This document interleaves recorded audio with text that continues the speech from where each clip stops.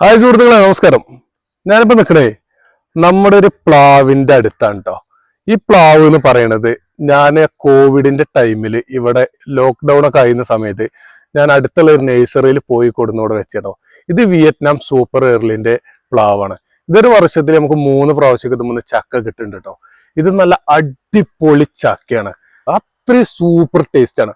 പിന്നെ ഇതിന്റെ മണം എന്ന് പറഞ്ഞാണ്ടല്ലോ, പൊന്നാരന്റെ ചെങ്ങായിമാരെ, ഇതാണ് പൗത്ത, പിന്നെ ഇതിന്റെ അടുത്ത് നിൽക്കൂല, അജാതി മണാണ്. ഞാൻ വെറുതെ ഇത് തള്ളിനല്ല കേട്ടോ.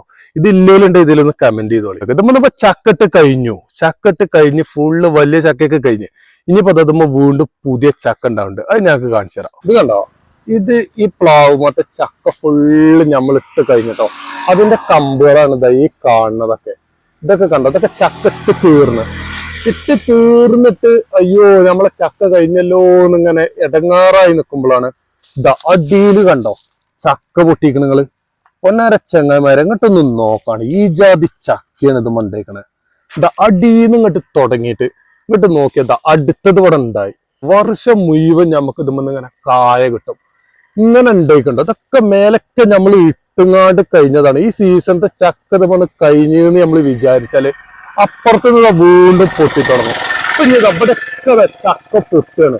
ഇതൊന്നും നോക്കാണ് എന്റെ ചങ്ങായിമാരെ. 150 ഉറുപ്പ്യ കൊടുന്ന പ്ലാവുമെന്ന് ഒരു സംഖ്യന്റെ ചക്ക ഞാൻ തിന്നിക്കണ്. ചക്ക നീച്ചാലും പോരാ, വല്ലാത്ത ജാതി ചക്ക. ഇങ്ങോട്ടൊന്നും നോക്കാണ് നിങ്ങള്. എന്റെ വീഡിയോ നിങ്ങൾക്ക് ഇഷ്ടമായിക്കണമെങ്കിൽ നിങ്ങളൊന്ന് ലൈക്ക് അടിച്ചോളി, ഷെയർ ചെയ്തോളി.